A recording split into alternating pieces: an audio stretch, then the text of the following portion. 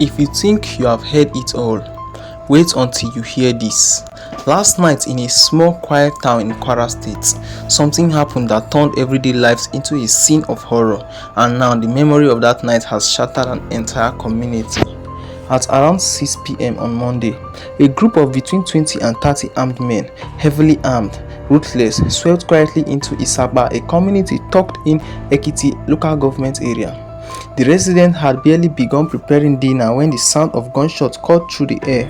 Bullets smashed into walls, doors shattered, screams filled the streets, women and children cried, people dived for safety. But the attackers moved quickly, moving house to house, blocking exits, herding families together.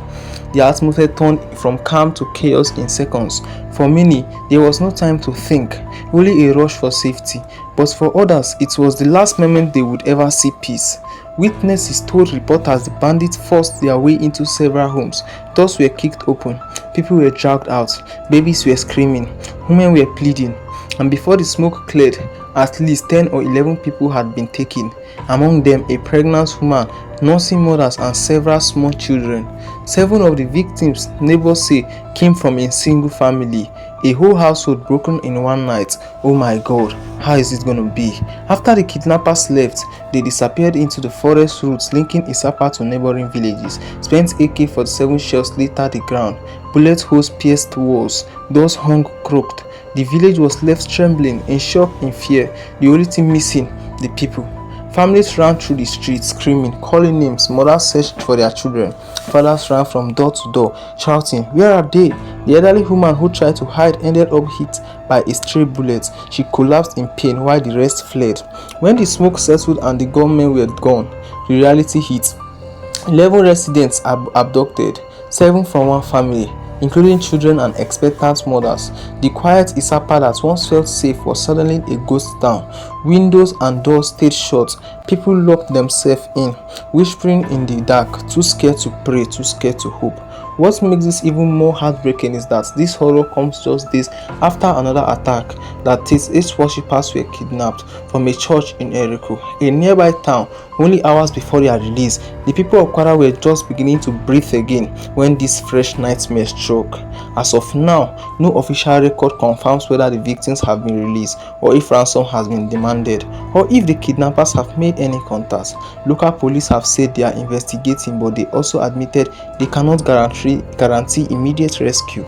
The forest routes used by bandits here are thick, dangerous, and difficult to patrol.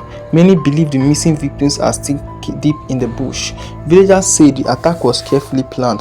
The timing, around 6 p.m, when people assume night is still far, shows the attackers waited for the moment when most would be vulnerable. They came riding with cattle, a trick used by criminals to blend in with local herders so they wouldn't raise suspicion. Then they struck fast, left fast.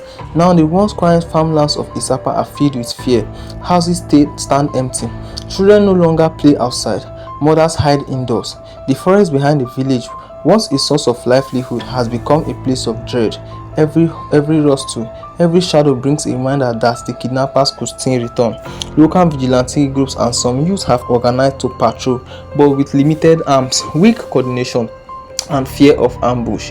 Many say they would lose if they engaged the bandit directly. Residents now rely on hope that security agencies will act, but trust is low.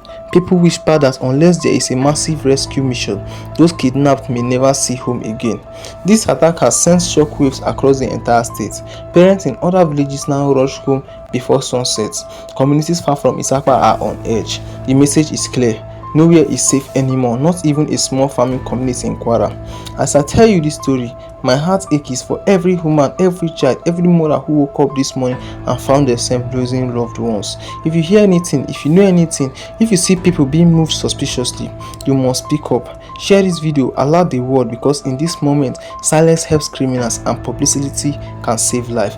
Please help others. This is the right time. Try to share this video to as much people as you can so they will know what is happening and be security conscious. I remain your boy, Trevox. Please do like, share, and subscribe to my channel.